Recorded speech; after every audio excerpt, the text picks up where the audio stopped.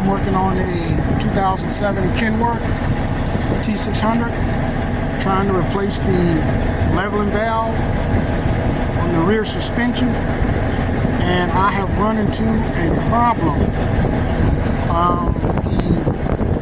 The new valve that I bought is a cross reference to the old one that I took off. And as you can see, it's totally different. Different design, different everything.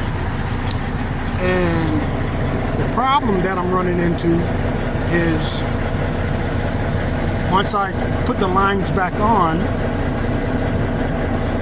the left, or should I say the left airbag, there's no air. You can see it, there's no air. But the right airbag is pumped up fully, and same as the front airbag, that's pumped up fully. So now it's a matter of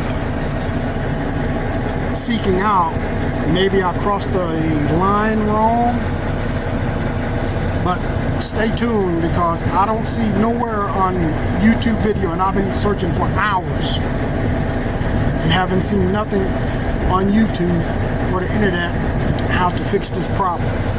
Stay tuned, and I hope I'll get it done, and I'll get back with you.